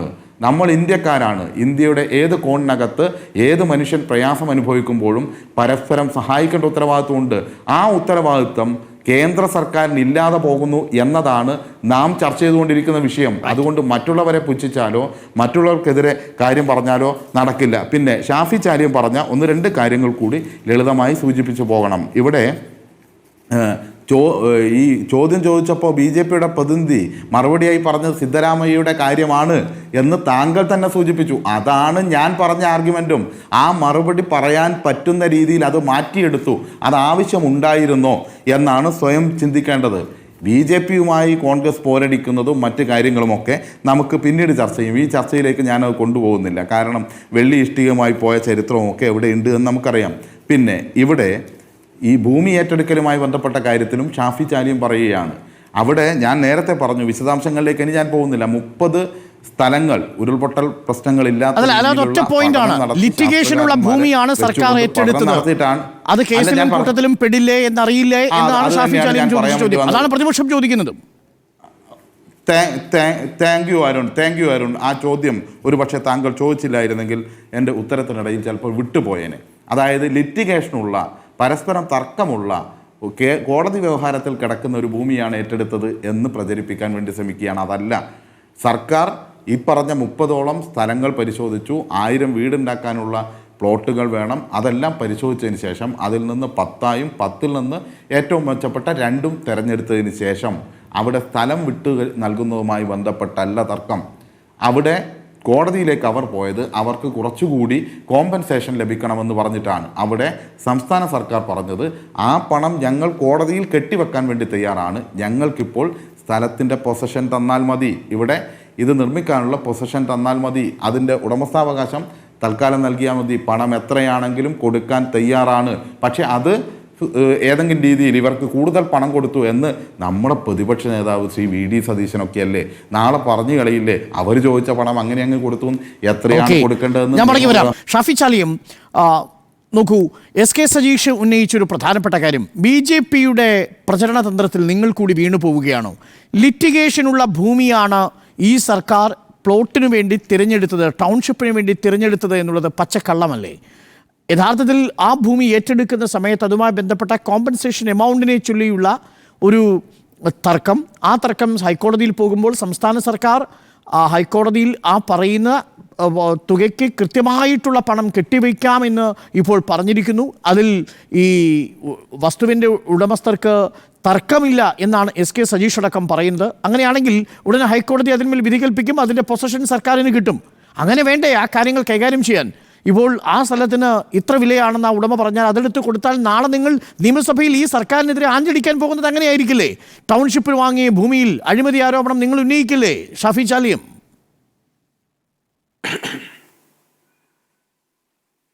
അല്ല, BJPയെ ഞങ്ങൾ പിന്തുണക്കുന്നു എന്ന രീതിയിൽ അരുൺകുമാർ സംസാരിച്ച് എനിക്ക് മനസ്സിലാകുന്നില്ല. ഞാൻ ഈ ഫ്ലോറിൽ ഇരുന്നിട്ട് എൻ്റെ സമയം മുഴുവൻ BJPയെ എതിർക്കാനും ഇന്ന് മുഖ്യമന്ത്രി പറഞ്ഞ വാദത്തിനെ ഒരു അളവോളം ശരിവെക്കുകയും ചെയ്ത ഒരു സമീപനമാണ് ഞാനിവിടെ സ്വീകരിച്ചത്. എൻ്റെ നേരെ നോക്കി BJPക്ക് വേണ്ടി ഈ ലിറ്റിഗേഷൻസ് ഉള്ള ഭൂമിയാണെന്ന് പറഞ്ഞത് BJP അല്ല, ഞങ്ങളാ. അതാദ്യം മനസ്സിലാക്കുക. എന്താണ് ലിറ്റിഗേഷൻസ്? ഇവർ പറഞ്ഞ മാതിരിയുള്ള വളരെ രാഘവൽക്കരിക്കപ്പെട്ട ഒരു വിഷയമല്ല. നേരത്തെ കേസും കുന്തുള്ള ഒരു ഭൂമിയാണത്. ഒന്ന് അന്വേഷിക്കും നിങ്ങൾ. നാളെ നമുക്ക് ചർച്ചയിലേക്ക് കൊണ്ടുവരാം. കാരണം ഇവിടെ പറയേണ്ട ഒരുപാട് കാര്യങ്ങളുണ്ട്. ഇതൊന്നും പറയാൻ കഴിയില്ല. നിങ്ങൾ വളരെ കുറച്ച് സമയം അനുവദിക്കുന്നുള്ളൂ. പെട്ടെന്ന് ഈ പരസ്യം നിറഞ്ഞ് പോയിക്കളയാണ്.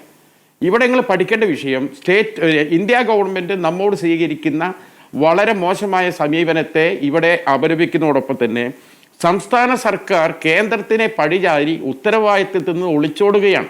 സ്റ്റേറ്റ് ഗവൺമെൻറ് ചെയ്യേണ്ട പല എസെൻഷ്യൽ കാര്യങ്ങളുണ്ട്, അതൊന്നും ചെയ്യുന്നില്ല. നോക്കട്ടെ, നമുക്ക് കർണാടകയിൽ നടന്ന സംഭവമാണല്ലോ ഇപ്പോൾ പറയുന്നത്. കർണാടകയിൽ അർജുൻ എന്നൊരു വ്യക്തിക്ക് വേണ്ടി എത്ര ദിവസമാണ് അവിടെ തെരച്ചിൽ നടത്തിയത്? ഇവിടെ ഇനിയും 1047 പേരെ കിട്ടാനുണ്ട്. തെരച്ചിൽ നിർത്തിവെച്ചു. വളരെ കുറഞ്ഞ സമയമാണ് നമ്മൾ തെരച്ചിലിനെടുത്തത്.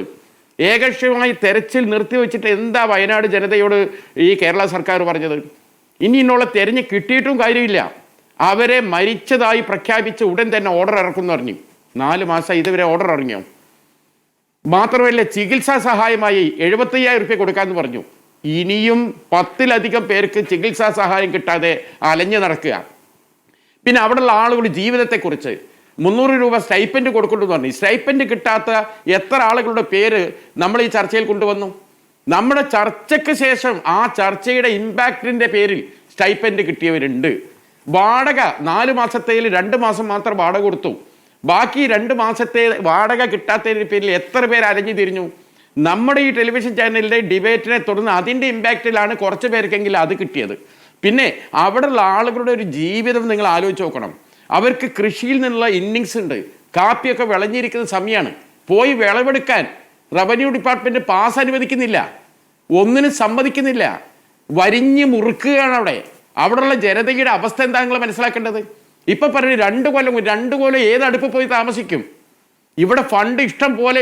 ഇവിടെ കേന്ദ്രം നമ്മളെ അവഗണിച്ചാലും ആ അവഗണിച്ച കേന്ദ്രത്തിനോട് പോവാൻ പറഞ്ഞിട്ട് നമുക്ക് ചെയ്യാൻ പറ്റുന്ന കാശ് നമ്മളെടുത്തിട്ടുണ്ട്. 1700 കോടിയിലധികം രൂപ മുഖ്യമന്ത്രിയുടെ തന്നെ ഫണ്ടിൽ കിടക്കുന്നുണ്ട്. 680 കോടിയോളം വയനാടിന് വേണ്ടി നമ്മുടെ സഹോദരന്മാരും പലരും തന്നതുണ്ട് ഇവിടെ. മാത്രമേ ആകെ ഇന്ന് 7 കോടിയെ ചെലവഴിച്ചിട്ടുള്ളൂ. ഒരു 500 വീടാണ് നമുക്ക് വേണ്ടതെങ്കിൽ ഒരു മനുഷ്യന് ഇനി ലാൻഡ് കൊടുക്കേണ്ട, ഒന്നും കൊടുക്കണ്ട, ഒരു 50 ലക്ഷം രൂപ വീതം ഒരാൾക്ക് നീ സ്ഥലം മേടിച്ചോ വീട് പിടുത്തോ പറഞ്ഞ് കൊടുത്താലും ആകെ 250 കോടിയെ ചെലവ് വരുന്നുള്ളൂ. എന്നാലും ബാക്കി അനുബന്ധ സൗകര്യങ്ങൾക്ക് 500 കോടി വേറെ കിടക്കുന്നുണ്ട്. ഇനി കേന്ദ്രം ഇപ്പം ഫണ്ട് തന്നില്ല. ഇപ്പം നമ്മൾ മുഖ്യമന്ത്രിയുടെ ദുരിതാശ്വാസ നിധിയിലെ ഫണ്ട് ഉപയോഗിച്ചിട്ട് നമുക്ക് എന്ത് ചെയ്യാം? നമുക്ക് ഈ ഫണ്ട് ഇവിടെ ചെലവഴിക്കാം. എന്നിട്ട് പിന്നീട് കേന്ദ്രം തരുമ്പോൾ അത് റീകൂപ്പ് ചെയ്തിട്ട് മുഖ്യമന്ത്രിയുടെ ഫണ്ടിലേക്ക് കൊണ്ടുവരാനുള്ള സംവിധാനമൊക്കെ നമുക്കിവിടെ ഉണ്ട്. ഇവിടെ അതൊന്നും ചെയ്യുന്നില്ല. ഇവിടെ അതുകൊണ്ടാണ് ഞങ്ങളും പറഞ്ഞ് ഞങ്ങൾ ഇനി എവിടെ കാത്തു നിൽക്കും. എത്ര പേര് ഇവിടെ സഹായം പ്രഖ്യാപിച്ചിട്ടുണ്ട്? കർണാടക സർക്കാർ, തെലങ്കാന സർക്കാർ, മോഹൻലാൽ, അതേപോലെ ഞങ്ങളെ പാർട്ടി, മറ്റു പല മതസംഘടനകൾ. ഇതൊക്കെ എന്താ ചെയ്യുക? അപ്പം ഇതൊക്കെ നടപ്പിൽ വരുത്തണ്ടേ? ഇവർ പറയുന്നു ഭൂമിയുടെ മേലെ, ഭൂമി ഇത് നേരത്തെ കേസുപ്പെട്ട ഭൂമിയാണ്. ഇനി അതല്ലെങ്കിൽ ഈ ഭൂമി ഏറ്റെടുക്കും മുമ്പ് എന്ത് ചെയ്യണം? അവരുമായി നെഗോഷ്യബിലിറ്റി നടത്തണമായിരുന്നു. അതൊന്നും ചെയ്തില്ല. ഈ റിപ്പോർട്ടർ ചാനലിൽ തന്നെ സ്മൃതി പരുത്തിക്കാട്ടിൻ്റെ ചർച്ചയിൽ ഈ പ്രകാശ് മാഷ് പറയുന്ന വാദം എന്താ അറിയോ? ഈ നമ്മുടെ ഈ CPM-ൻ്റെ പ്രതിനിധി പറഞ്ഞതിന് നേരെ കടവിരുതാ പറഞ്ഞത്. ഞാൻ പറഞ്ഞു എന്ത് ചെയ്യണം? നിങ്ങൾ അവരുമായി സെറ്റിൽ ചെയ്യണം, എന്തെങ്കിലും കോമ്പൻസേഷൻ ഉണ്ടെങ്കിൽ കൊടുക്കണം എന്ന് പറഞ്ഞപ്പോൾ ഇത് സർക്കാരിൻ്റെ ഭൂമിയാണ്, ലീസിന് കൊടുത്ത ഭൂമിയാണ്. 100 കൊല്ലത്തിൽ ലീസ് കഴിഞ്ഞ്, ലീസ് കാലാവധി കഴിഞ്ഞതാണ്. എന്തിന് കാശ് കൊടുക്കണം? മുസ്ലിം ലീഗ് ഇവിടെ കാശ് കൊടുക്കാൻ പറയാണ്. എന്തിനാണ് അവർക്ക് കാശ് കൊടുക്കേണ്ട ആവശ്യം? ഇത് ഞങ്ങളുടെ ഭൂമിയാണ്, സർക്കാരിൻ്റെ ഭൂമിയാണ്. സർക്കാർ ഭൂമിക്ക് കാശ് കൊടുക്കണം എന്ന് ലീഗ് പറയുന്നത് എന്തിനാണ്? ലീഗ് ഈ എസ്റ്റേറ്റ് ഉടമകളെ കൂടെയാണെന്നാണ് എന്നെ ആക്ഷേപിച്ചത്. ഇപ്പം നിങ്ങൾ വരുന്നു കോടതി പോയിട്ട് അവർക്ക് കാശ് കൊടുക്കാമെന്ന് പറഞ്ഞിരുന്നു. ഇതിൽ ഏത് വിശ്വസിക്കണം? കോടതി പോയി നിങ്ങൾക്ക് കോമ്പൻസേഷൻ കൂട്ടിത്തരാം, 10 നയാ പൈസ അവർക്ക് കൊടുക്കേണ്ടതില്ല എന്ന് പ്രകാശ് മാഷി ഇതേ റിപ്പോർട്ടർ ചാനലിൽ മിന്യാന്ന് വിളിച്ചു പറഞ്ഞതാ. ഇപ്പം നിങ്ങൾ പറയുന്നത് എന്താണ്? അത് ഞങ്ങൾ കോടതിയിൽ സെറ്റിൽ ചെയ്തോളും, അവർക്ക് കുറച്ച് തുക കൊടുക്കും. എന്തിനാ തുക കൂടുതൽ കൊടുക്കണേ? ഇത് പ്രകാശ് മാഷ് പറഞ്ഞതും ഒന്ന് നിങ്ങൾ എടുത്ത് വെച്ച് നോക്കൂ. വളരെ വൈരുദ്ധ്യമാണ്. ഡോക്ടർ അരുൺകുമാറെ, ഒരു കോടതി വ്യവഹാരം, അത് ഒരു സിവിൽ മാറ്റർ വ്യവഹാരം, അതിൻ്റെ ഒരു ഡ്യൂറേഷൻ ആർക്ക് നിശ്ചയിക്കാൻ പറ്റും? എന്നത് തീരും? ആ തീരും വരെ ഇവിടെ എന്ത് ചെയ്യണം? ബാക്കിയുള്ളവർ മേലോട്ട് നോക്കുക. ശരിയാണ്, സമയബന്ധിതമായി ഇതെല്ലാം പൂർത്തിയാക്കേണ്ടതായിരുന്നു. താങ്കളുടെ വാദങ്ങൾ താങ്കൾ അവതരിപ്പിച്ചു കഴിഞ്ഞു എന്നാണ് എന്റെ വിശ്വാസം. കവളപ്പാറ നമ്മുടെ മുമ്പിലുണ്ട്. അവിടൊക്കെ ചെയ്ത കൊടും ചതി വയനാടിലും കൊണ്ടുവരുമോ എന്ന് ഞങ്ങൾക്ക് ആധിയുണ്ട്. അതാണ്, അതുകൊണ്ട് ഞങ്ങൾ ഇവരെ സർക്കാരിനെ കാത്തിക്കാൻ പോകില്ല. അതാണ് പ്രതിപക്ഷത്തിന്റെ കാത്തിക്കാൻ പോകില്ല.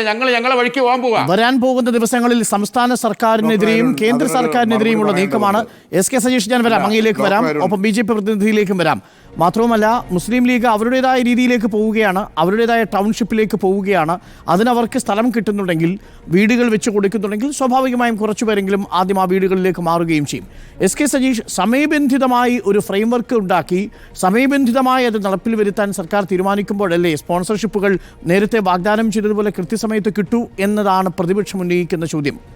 അതുകൊണ്ട് BJPയുടെ മേൽ മെക്കിട്ട് കയറാതെ നിങ്ങളുടെ പക്കൽ എത്രയുണ്ട്, ഇനി എത്ര ചെലവഴിക്കുമെന്നുള്ളതിൻ്റെ കണക്ക് പറയാൻ പറഞ്ഞത് ഹൈക്കോടതിയാണെന്നിരിക്കെ സംസ്ഥാന സർക്കാർ ഇനിയും കേന്ദ്രത്തിനെ പഴിചാരുന്നത് ശരിയോ എന്നതാണ് പ്രധാനപ്പെട്ട ചോദ്യം. അഡ്വക്കേറ്റ് VP ശ്രീപത്മനാഭൻ, വയനാടിൻ്റെ കാര്യത്തിൽ മാത്രമല്ല, വിഴിഞ്ഞത്തിൻ്റെ കാര്യത്തിൽ, തൂത്തുക്കുടിയുടെ കാര്യത്തിലുള്ള അതേ VGF വയബിലിറ്റി ഗ്യാപ്പ് ഫണ്ടിംഗ് എന്നുള്ള അതേ വ്യവസ്ഥ പ്രകാരം സംസ്ഥാനത്ത് തുടങ്ങിയ വിഴിഞ്ഞം പോർട്ടിൻ്റെ കാര്യത്തിലേക്ക് എത്തുമ്പോൾ അവിടെ അത് ലോണായിട്ട് മാറുകയാണ്. തൂത്തുക്കുടിക്കില്ലാത്ത ബാധ്യത സംസ്ഥാന സർക്കാരിന് കേരളത്തിലേക്ക് കൊണ്ടുവരികയാണ്. അപ്പോൾ വയനാട് ചൂരൽമലയിൽ കേന്ദ്രം വാഗ്ദാനം ചെയ്ത, പ്രധാനമന്ത്രി വാഗ്ദാനം ചെയ്ത ഫണ്ട് വൈകുന്നു. ഇനി വിഴിഞ്ഞം പോർട്ടിൻ്റെ കാര്യത്തിൽ ഗ്രാൻഡായിട്ട് നൽകാമെന്ന് പറഞ്ഞ് 817 കോടി 80 ലക്ഷം രൂപ അത് ഗ്രാൻഡായിട്ട് ലാഭവിഹിതം കണക്കാക്കി നൽകാൻ കേന്ദ്ര സർക്കാർ തീരുമാനമെടുക്കുന്നു. തൂത്തുക്കുടിയോടൊരു നയം, കേരളത്തോടൊരു നയം വിഴിഞ്ഞത്തിൻ്റെ കാര്യത്തിൽ. വയനാടിൻ്റെ കാര്യത്തിലാണെങ്കിൽ ആന്ധ്രാപ്രദേശിനോടും ത്രിപുരയോടും ഒരു നയം, കേരളത്തോട് മറ്റൊരു നയം. കേരളം എന്താ ഇന്ത്യയിലല്ലേ എന്ന ചോദ്യമാണ് ആവർത്തിച്ച് ചോദിക്കുന്നത് മുഖ്യമന്ത്രി. Advocate VP Sreepadmanabhan. അരുൺകുമാറെ, ഡിസംബർ 20 പാർലമെൻറ്റ് സമ്മേളനം തീരും. പിന്നെ ഡിസംബർ 23 എന്ത് അവകാശ ലംഘനം ഉന്നയിക്കാനാ? എന്തെങ്കിലും പറയരുത്, താങ്കളെ പോലത്തെ ഒരാൾ. ദയവ് ചെയ്തിട്ട് കേട്ടോ, അതവിടെ നിൽക്കട്ടെ. ഇനി ഇവർ പറഞ്ഞു വയബിലിറ്റി ഗ്യാപ്പ് ഫണ്ട് വിഴിഞ്ഞത്തിന് അത് 817 കോടി രൂപ അത് തിരിച്ചടക്കണം, അതോടൊപ്പം 20% പ്രോഫിറ്റും തരണമെന്ന്. അത് ഈ രാജ്യത്ത് നിലനിൽക്കുന്ന നിയമത്തിന് വിരുദ്ധമായിട്ടാണ് ചെയ്തത്. ഞാൻ പറയുന്നു, UPA സർക്കാർ ഇന്ത്യ ഭരിക്കുമ്പം ഇതേപോലെയാണ് ഗുജറാത്തിലെ കണ്ടല പോർട്ടിനോട് ചെയ്തത്. അന്നത്തെ കേന്ദ്ര സഹായം ഇന്നും കേന്ദ്രത്തിന് തിരിച്ചടച്ചുകൊണ്ടിരിക്കുക ലാഭവിഹിതമായിട്ട്. ഇത് ഈ രാജ്യത്ത് നിലനിൽക്കുന്ന പ്രൊസീജിയർ അല്ലെങ്കിൽ പാർലമെൻറ്റ് സമ്മേളനം നടക്കുകയാണല്ലോ, ഇവിടുത്തെ നിലവിലുള്ള ചട്ടങ്ങൾക്ക് വിരുദ്ധമായിട്ടാണ് ചെയ്യുന്നതെങ്കിൽ പാർലമെൻറ്റിൽ ഉന്നയിക്കണം. ഇതാണ് ഞാൻ. പിന്നെ ഇവിടെ ഇത്ര നേരം സജീഷ് പ്രസംഗിച്ചു. ഈ സജീഷ് പറഞ്ഞ ഈ ക്ലാരിറ്റിയോടുകൂടി മറ്റന്നാൾ കേസ് വിളിക്കുമ്പോൾ വക്കീലിനോട് പറയണം കേന്ദ്രം അവഗണിച്ചതും പൈസ തരാത്തതും, എന്താ 10 പൈസ തന്നില്ലല്ലേ, അങ്ങനെ തന്നെ പറയണം. മറ്റന്നാൾ കേസ് വിളിക്കുമ്പോൾ കഴിഞ്ഞ പ്രാവശ്യത്തെ പോലെ ഞാൻ പറയുന്നില്ല, വാക്കുപയോഗിക്കുന്നില്ല, വിഷണ്ണനാവണ്ട, കോടതിയിൽ വിഷണ്ണരാവണ്ട. നിങ്ങൾ പറ, കേന്ദ്രം 10 സജീഷ് പറഞ്ഞ അതേ വാക്ക് നിങ്ങൾക്ക് തൻ്റെ ഇടമുണ്ടെങ്കിൽ മറ്റന്നാൾ കോടതിയിൽ പറ, കേന്ദ്രം 10 പൈസ തന്നിട്ടില്ല വയനാട്ടിൽ. നിങ്ങളൊന്ന് പറ, ഞങ്ങളൊന്ന് കാണട്ടെ. അവിടെ കേന്ദ്രത്തിൻ്റെ സത്യവാങ്മൂലമുണ്ട്, അത് വ്യാജമാണ്, ആ സത്യവാങ്മൂലം പറഞ്ഞതൊക്കെ തെറ്റാണെന്ന് നിങ്ങൾ പറ കേട്ടോ, നിങ്ങൾ പറയണം. അതുകൊണ്ട് ഈ രാജ്യത്ത് നിലനിൽക്കുന്ന നിയമം, അതായത് നിങ്ങൾ രണ്ടു കൂട്ടരും കൂടി പാസ്സാക്കിയ 2005 ഡിസാസ്റ്റർ മാനേജ്മെൻറ്റ് ആക്ട് പ്രകാരമാണ് ഞങ്ങൾ ഇന്ന് കാര്യങ്ങൾ ചെയ്ത്, കൃത്യമായ നിയമപ്രകാരമാണ് ചെയ്യുന്നത്. നിങ്ങൾ 3.5 മാസം എടുത്ത് തയ്യാറാക്കിയ PDNA റിപ്പോർട്ട് അവിടെയുണ്ട്. അത് നവംബർ 13 കിട്ടിയത്. അതിലൊരു തീരുമാനം അടുത്തുണ്ടാകും. അതും നിലവിലുള്ള ചട്ടങ്ങൾക്കും നിയമപ്രകാരവുമായിരിക്കും. അതിലൊരു സംശയവും വേണ്ട. ഞങ്ങൾ എന്തെങ്കിലും ചട്ടവിരുദ്ധമായിട്ടോ നിയമവിരുദ്ധമായിട്ടോ ചെയ്തിട്ടുണ്ടെങ്കിൽ കോടതിയിൽ ഉന്നയിക്കണം. അതേപോലെ വിഴിഞ്ഞം പദ്ധതിയുടെ കാര്യത്തിൽ കണ്ടല പോർട്ടിന് UPA സർക്കാർ അനുവദിച്ച വയബിലിറ്റി ഗ്യാപ്പ് ഫണ്ടിന് തിരിച്ചടവുണ്ടോ എന്ന് പരിശോധിക്കുക, ലാഭവിഹിതമുണ്ടോ എന്ന് പരിശോധിക്കുക. എന്നിട്ട് അതിലല്ല, ഇവിടെ അങ്ങനെ അല്ലെങ്കിൽ നിങ്ങൾ നാളെ പാർലമെന്റിൽ ബഹളം വെച്ച് പിരിഞ്ഞു പോകലാണല്ലോ പണി. അതാ പറഞ്ഞത്, ചട്ടം ലംഘിച്ചുകൊണ്ട് തൂത്തുക്കുടിക്ക് പറയൂ, ചട്ടം ലംഘിച്ചുകൊണ്ട് തൂത്തുക്കുടിയിൽ ചെയ്തിട്ടുണ്ടെങ്കിൽ നാളെ പാർലമെന്റിൽ ഉന്നയിക്കും. അല്ല, ഞാൻ എല്ലാ ചർച്ചയിലും അതാ പറയുന്നത്. പാർലമെന്റ് ഇതൊന്നും പറയില്ല, സ്ഥലത്ത് ഇതൊന്നും പറയൂല. രണ്ടും വയബിലിറ്റി ഗ്യാപ്പ് ഫണ്ടിംഗ് അല്ലേ? പറയൂ അതെ, നിങ്ങൾ പറയൂ. അതെ, തൂത്തുക്കുടിയിൽ വയബിലിറ്റി ഗ്യാപ്പ് വിഴിഞ്ഞത്തിന്റെ വയബിലിറ്റി ഗ്യാപ്പ് ഫണ്ടിങ്ങും തമ്മിൽ സാങ്കേതികമായി എന്താ വ്യത്യാസം? ആയി കൊടുക്കുകയും വ്യത്യാസമുണ്ടെങ്കിൽ എന്താ വ്യത്യാസം പറഞ്ഞാൽ അങ്ങോട്ട് ചോദിക്കുന്നത്? നാളെ പാർലമെന്റിൽ വ്യത്യാസമുണ്ടെങ്കിലല്ലേ അത് ലോണായി തിരിച്ചടയ്ക്കാൻ കഴിയും. ഞാൻ പറയുന്ന ഒരു വ്യത്യാസമില്ല. ഒരു വ്യത്യാസമില്ലെങ്കിൽ പിന്നെ എങ്ങനെ ഇത് ലോണാവുന്നത്? വേറെ, അത് ഗ്രാൻസിന്റെ വേറെ, രണ്ടും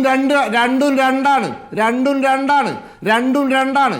കണ്ടല പോർട്ടിന്, ഗുജറാത്തിലെ കണ്ടല പോർട്ടിന് UPA സർക്കാർ എന്തുകൊണ്ട് അങ്ങനെ ചെയ്തു? VGF തിരിച്ചടവ് അത് തിരിച്ചടക്കണം.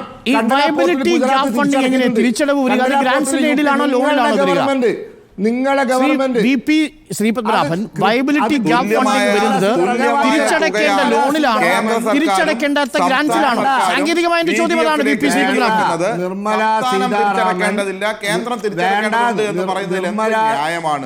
നിർമ്മല സീതാരാമൻ പറഞ്ഞത് ഞാൻ വായിച്ചു തരാം. മലയാള മാധ്യമങ്ങൾ റിപ്പോർട്ട് ചെയ്തത് നിർമ്മല സീതാരാമൻ പറഞ്ഞത് ഞാൻ വായിച്ചു തരാം. എന്താ പറഞ്ഞത്? The viability gap fund should be എന്താണ് അത് തിരിച്ചടക്കണം. 817 കോടി രൂപ അത് ലാഭവിഹിതത്തിൽ നിന്നും 20% ലാഭവിഹിതം.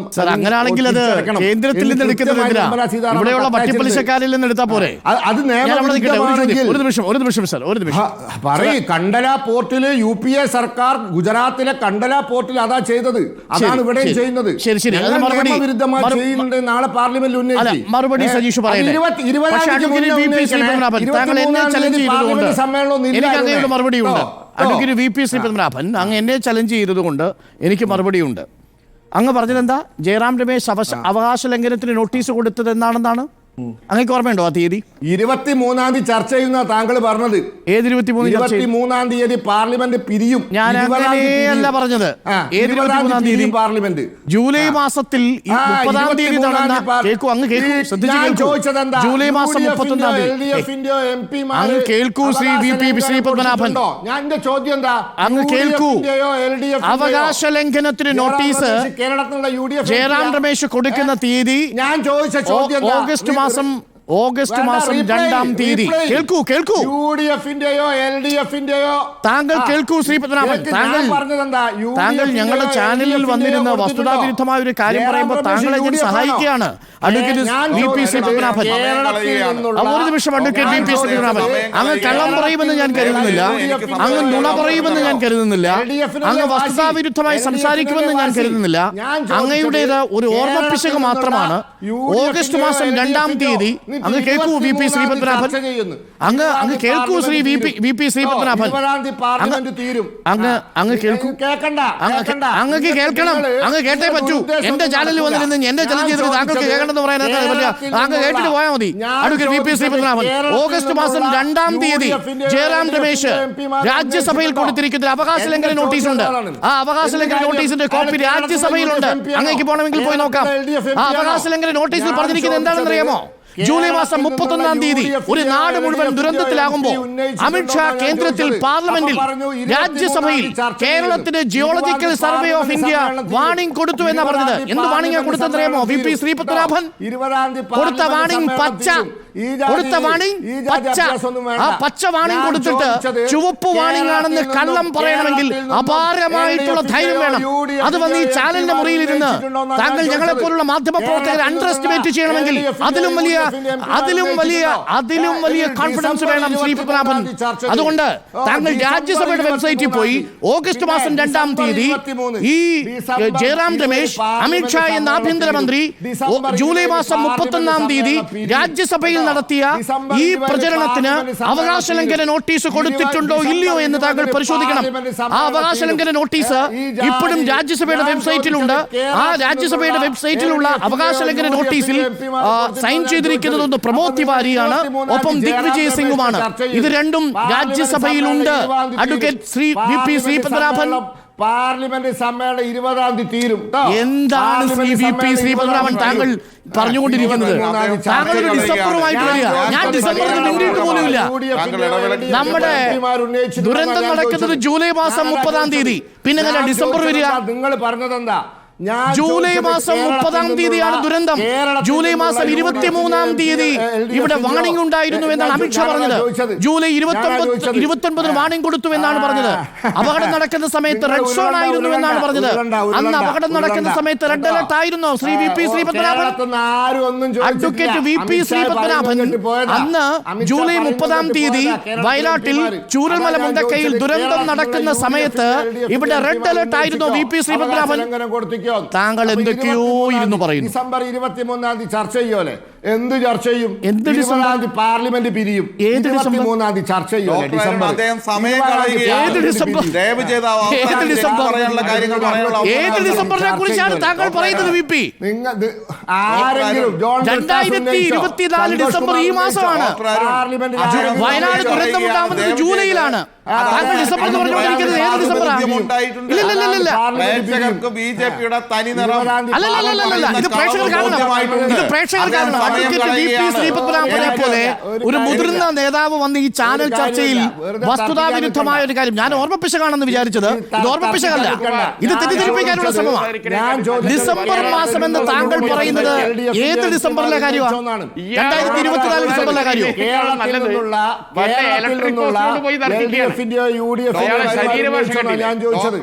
എന്താണ് ശ്രീപത്മനാഭൻ താങ്കൾ ഈ ഡിസംബർ എന്ന് പറഞ്ഞുകൊണ്ടിരിക്കുന്നത്? ഏത് ഡിസംബറിനെ കുറിച്ചാണ് താങ്കൾ പറയുന്നത്? ഏത് ഡിസംബറിനെ കുറിച്ചാണ് താങ്കൾ പറയുന്നത്? താങ്കൾ ഏത് ഡിസംബറിനെ കുറിച്ചാണ് പറയുന്നത് ശ്രീപത്മനാഭൻ? നിങ്ങൾ പറഞ്ഞത് ഡിസംബർ 20-ാം തീയതി ചർച്ച ചെയ്യാൻ പോവാ. ഏത് ഡിസംബർ? ഡിസംബർ 20-ാം തീയതി പാർലമെന്റ് സമ്മേളനം പിരിയും. ഏത് ഡിസംബറിനെ കുറിച്ചാണ് താങ്കൾ പറയുന്നത്? ജൂലൈയിലല്ലേ വയനാട് ചൂരൽമല മുണ്ടക്കൈ ദുരന്തം നടക്കുന്നത്? ആ സമയത്ത് നമ്മുടെ പാർലമെന്റ് സെഷനിലായിരുന്നില്ലേ? ആ ജൂലൈ മാസം 31-ാം തീയതിയല്ലേ അമിത്ഷാ താങ്കൾ പറഞ്ഞതുപോലെയുള്ള വാണിംഗിനെ കുറിച്ചുള്ള വസ്തുതാവിരുദ്ധമായ കാര്യം പറയുന്നത്? അതിനെതിരെ കേരളത്തിലുള്ള UDF-ന്റെ LDF-ന്റെ എംപിമാർ അവകാശ ലംഘനം കൊടുത്തിട്ടുണ്ടെന്നാണ് ഞാൻ ചോദിച്ചത്.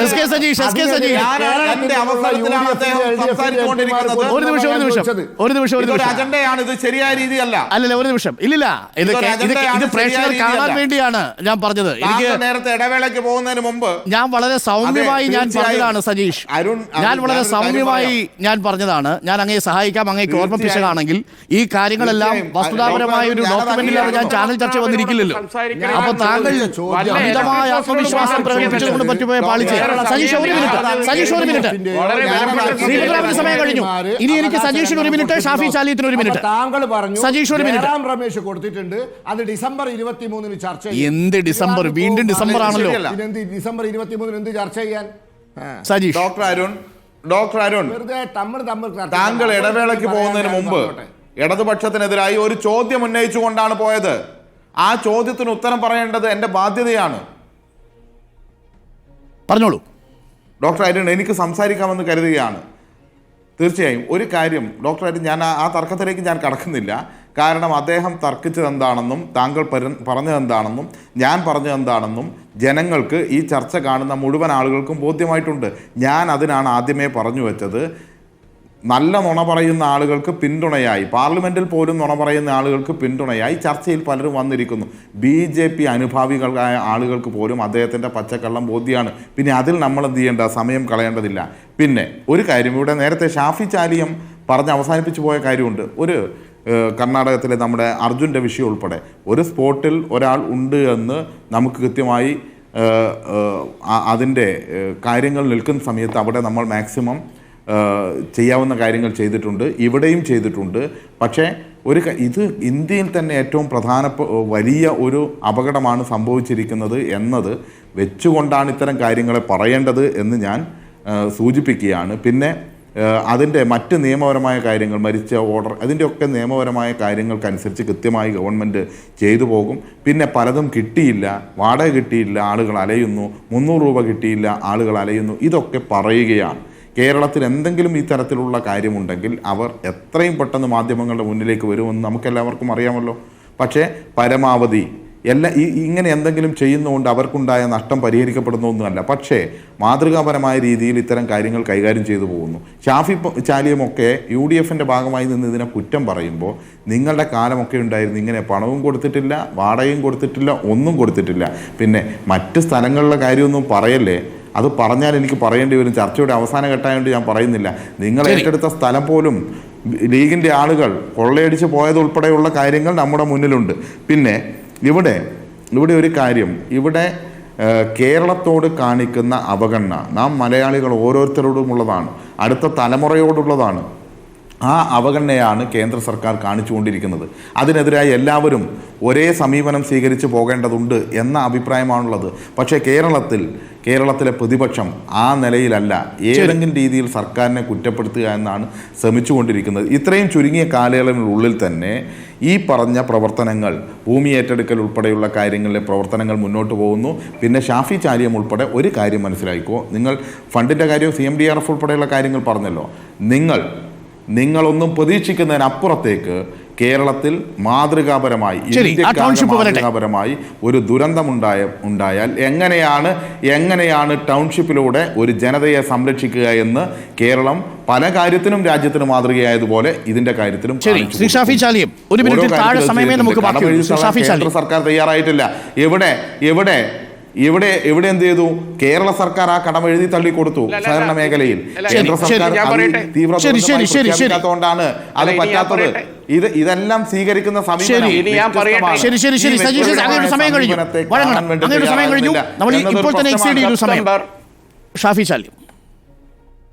ഒരു മിനിറ്റ്. മുസ്ലിം ലീഗിന്റെ പ്രതിനിധി സംഘത്തിന് റവന്യൂ മന്ത്രി തന്ന ഉറപ്പാണ് സെപ്റ്റംബർ 30-നകം നമ്മൾ ലാൻഡ് കണ്ടെത്തിയിരിക്കുമെന്ന്. അത് നിങ്ങൾ മനസ്സിലാക്കണം. പിന്നെ ഈ സർക്കാർ എന്തൊക്കെ ചെയ്തു എന്നത് പുത്തുമലയിലും കവളപ്പാറയിലും നിങ്ങളുടെ പ്രഖ്യാപനങ്ങൾ എന്തായി എന്ന് അന്വേഷിച്ചാൽ മനസ്സിലാവും. ഞാൻ പറഞ്ഞ ഒരു കാര്യത്തിന് മറുപടി വരെ നിങ്ങൾക്ക് കഴിഞ്ഞിട്ടില്ല. ഞാൻ നമ്പർ ഇട്ടിട്ടാണ് പറഞ്ഞിരിക്കുന്നത്. ഏറ്റവും അവസാനമായി ഞാൻ പറഞ്ഞ കെടുതികൾ എന്താണ്? അവർ കഷ്ടപ്പെട്ട് അധ്വാനിച്ചുണ്ടാക്കിയ വിളവെടുക്കാൻ പോലും കാപ്പിയുടെ കൈകാര്യം ചെയ്യാൻ അതെ നിങ്ങൾ സംസാരിക്കുമ്പോൾ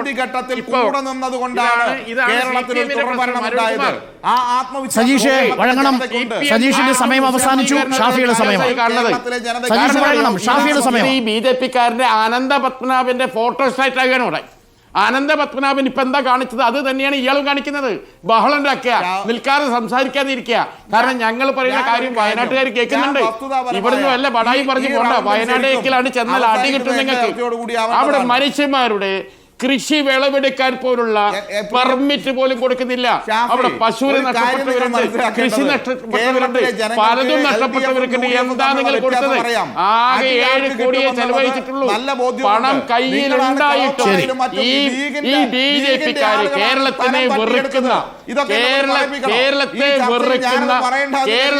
വെറുക്കുന്ന BJP-ക്കാരിന്റെ നക്കം പിടിച്ച് കാത്തിരിക്കാതെ സംസ്ഥാനത്തെ ജനങ്ങൾ ഒഴുക്കി കൊടുത്ത കോടികളുണ്ട്.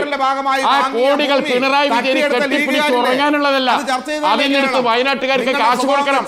എന്താ നിങ്ങൾ കൊടുക്കാത്തത്? ശരി, വരട്ടെ. ഒന്നും കൊടുത്തില്ല. നിങ്ങൾ ഒരു പശുവിനെ നഷ്ടപ്പെട്ടതിന് പോലും സഹായം നിങ്ങൾ കൊടുത്തിട്ടില്ല. ഒരു പശുവിനെ മാതൃകാ താൽക്കാലിക പുനരധിവാസവും കഴിഞ്ഞതിനു ശേഷം ഒരു സ്ഥിര പുനരധിവാസത്തിലേക്ക് പോകുമ്പോൾ എന്തുകൊണ്ട് കാലതാമസം ഉണ്ടാവുന്നു എന്നതാണ് ചോദ്യം. സ്പോൺസർമാർ മടങ്ങുന്നു എന്നത് സർക്കാരിന് ഓർമ്മ വേണം. നന്ദി. ശ്രീ ഷാഫി ചാലിയും SK Sajeesh, advocate VP Sreepadmanabhan ചർച്ചയിൽ ചേർന്നതിന്.